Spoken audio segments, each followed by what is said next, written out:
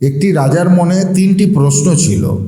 প্রথম প্রশ্ন, ভগবান একজন নাকি অনেক? দ্বিতীয় প্রশ্ন, ভগবান যদি থাকেন তাহলে কোথায় থাকেন, আর ভগবানকে কিভাবে পাওয়া যাবে? তৃতীয় প্রশ্ন, ভগবান কি করেন? ওই রাজা ওনার রাজ্যে যত জ্ঞানী লোক ছিল সবাইকে এই তিনটি প্রশ্ন জিজ্ঞাসা করেন। ভগবান একজন নাকি অনেক? কোথায় থাকেন? উনি কি করেন? প্রত্যেকটি লোক তারা তাদের বুদ্ধি অনুযায়ী উত্তর দিত, কিন্তু রাজা কারোর উত্তরে সন্তুষ্ট ছিল না। আর একদিন রাজা ওনার ঘোড়ায় করে রাজ্যে ঘুরে বেড়াচ্ছিলেন। তখন তিনি দেখতে পান সামনের দিক থেকে একজন সাধু যাচ্ছে, যিনি নিজের মতো করে চলছিলেন, যাকে দেখেই মনে হচ্ছিল আর পাঁচটা সাধারণ সাধুর মতো ইনি নন, এনাকে অনেক জ্ঞানী মনে হচ্ছিল। এরপরে রাজা ওই সাধুর কাছে চলে আসেন, আর রাজা ওই সাধুকে ওই তিনটি প্রশ্ন জিজ্ঞাসা করেন। ভগবান একজন নাকি অনেক? ভগবান কোথায় থাকেন এবং কিভাবে পাওয়া যাবে তাকে? ভগবান কি করেন? এরপর সাধু কোনো রকমের ভয় না পেয়ে রাজাকে বলেন, এটা কোনো জিজ্ঞাসা করার মতো ব্যবহার? তুমি তোমার ঘোড়ার উপরে বসে আমাকে জিজ্ঞেস করছো? তোমার মধ্যে কোনো ভদ্রতা নেই? প্রথমে আমার থাকার জন্য একটি জায়গা দাও, আমি একটু বিশ্রাম করি, আমার খাবারের ব্যবস্থা করো, তারপর আমাকে তোমার প্রশ্ন জিজ্ঞাসা করো। আমি তোমাকে অবশ্যই উত্তর দেব, কিন্তু তুমি আমাকে যেভাবে জিজ্ঞাসা করছো এইভাবে আমি উত্তর দিতে পারবো না। এরপরে রাজা বুঝতে পারে এই সাধু কোনো সাধারণ সাধু নন।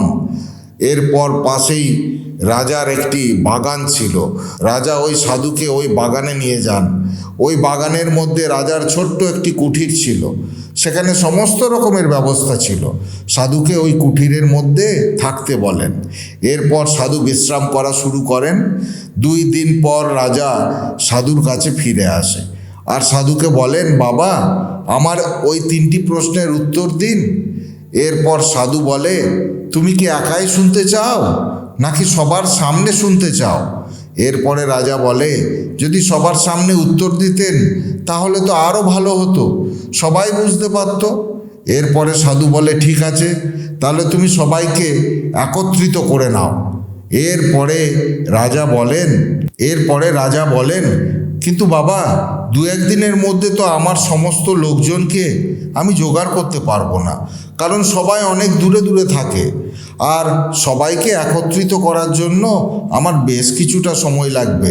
এরপর সাধু বলেন, ঠিক আছে, আমার কোনো তাড়া নেই, তুমি সবাইকে একত্রিত করো, আর যখন সবাই একত্রিত হয়ে যাবে তারপর তুমি আমাকে ডাকবে, আমি তোমার প্রশ্নের উত্তর দেব। কিন্তু হ্যাঁ, আমার কাছে রোজ রোজ এসে আমাকে বিরক্ত করবে না। যেদিন সমস্ত লোক একত্রিত হয়ে যাবে সেই দিন আসবে। এরপর রাজা ওই কুটির থেকে চলে যায়।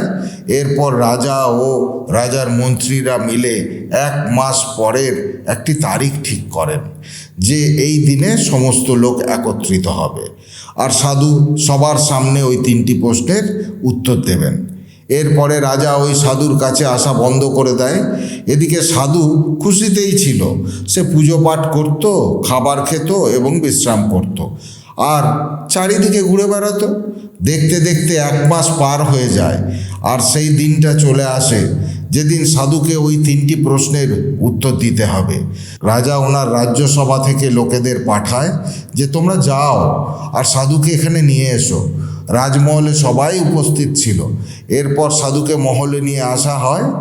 সাধুকে রাজা বসার জন্য একটি সিংহাসন দেয়, কিন্তু সাধু রাজাকে বলে, আমি সিংহাসনে বসতে চাই না, আমি মাটিতেই বসেই আপনার সমস্ত প্রশ্নের উত্তর দিতে চাই। এরপরে ওই সাধুর কাছে রাজা হাত জোর করে বলে যে, বাবা, আমার 3টি প্রশ্ন ছিল, যে প্রশ্নের উত্তর আপনি দেবেন। এরপরে সাধু বলে, ঠিক আছে, তোমার প্রশ্ন কি তা আরেকবার বলো। এরপরে রাজা বলেন, আমার প্রথম প্রশ্ন হলো, ঈশ্বর একজন নাকি অনেক?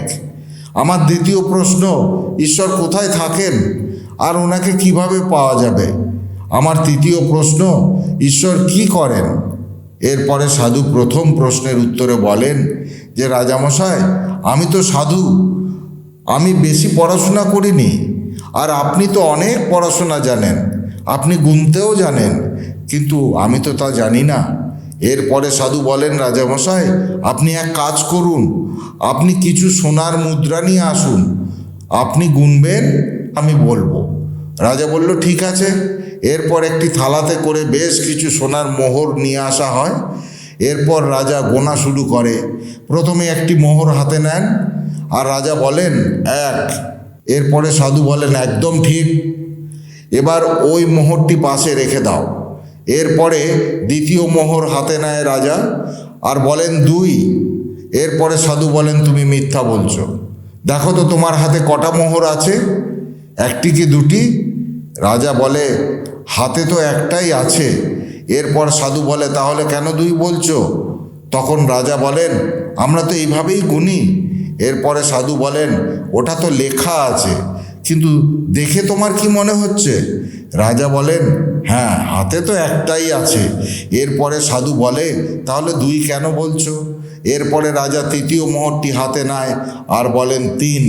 তখন সাধু আবার বলেন আবার মিথ্যা বলছো, তোমার হাতে দেখো তোমার হাতে কটা মোহর আছে, 3টে নয়, হাতে একটাই আছে। এইভাবে একটা মোহর একটাই, কিন্তু যখন গোনা হয় তখন আমরা নিজের মতো করে প্রত্যেকটা মোহরের নাম দিয়ে দিই। এরপরে রাজা বলে ঠিকই বলেছেন, হাতে তো সবসময় একটাই আছে, আমি 3 বলি, 4 বলি আর 5 বলি, যাই বলি না কেন হাতে তো সেই একটাই আছে।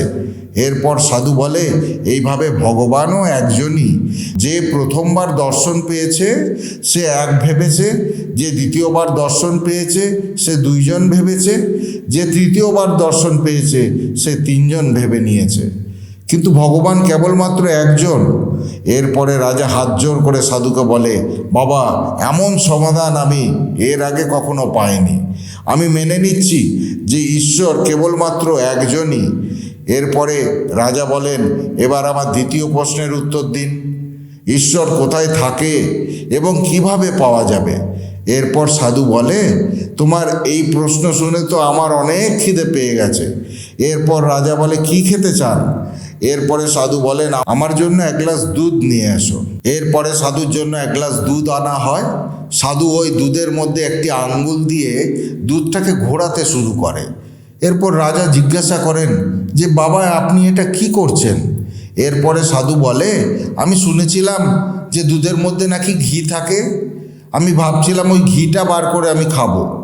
এরপরে রাজা বলে আপনি কি বোকার মতো কথা বলছেন, দুধের মধ্যে ঘি তো আছে, কিন্তু সেটাকে এইভাবে পাওয়া যায় না।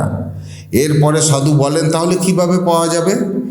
এরপরে রাজা বলেন প্রথমে দুধটাকে জমাতে হবে, দই তৈরি করতে হবে, তারপর সেটাকে ঘোরাতে হবে, সেখান থেকে মাখন বার করতে হবে, এরপর মাখনটিকে আগুনে গরম করতে হবে, তারপরে ঘি পাওয়া যাবে।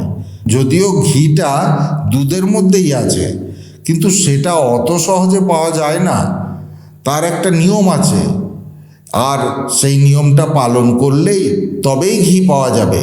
এটা শুনে সাধু দুধের গ্লাসটা রেখে দেন। এরপরে রাজা বলেন আপনি দুধ খাবেন না? তখন সাধু বলেন আমি কেবল তোমার প্রশ্নের উত্তর দিচ্ছিলাম, তুমি বলছিলে না ভগবান কোথায় থাকে, ভগবানকে কিভাবে পাওয়া যায়?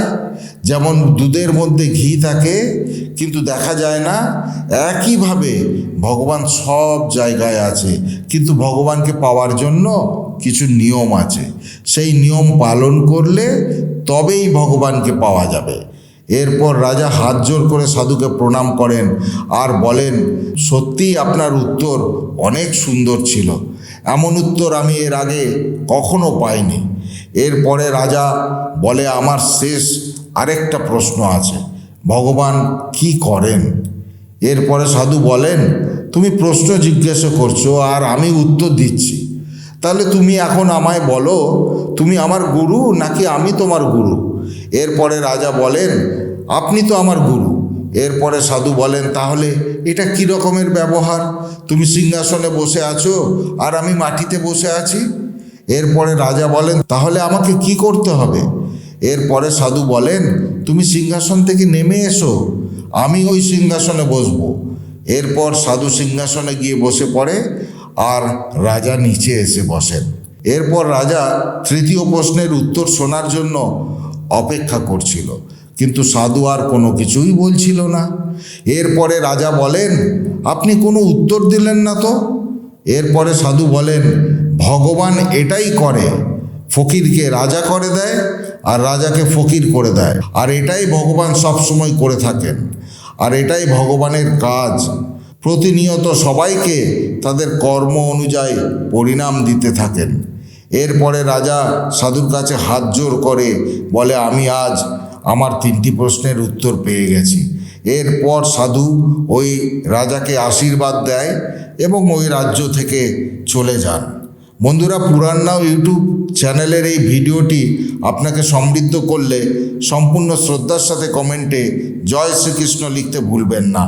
আজ ভিডিও এখানেই শেষ করলাম। সকলে ভালো থাকবেন, সুস্থ থাকবেন। দেখা হবে পরের ভিডিওতে। জয় শ্রীকৃষ্ণ। রাধে রাধে।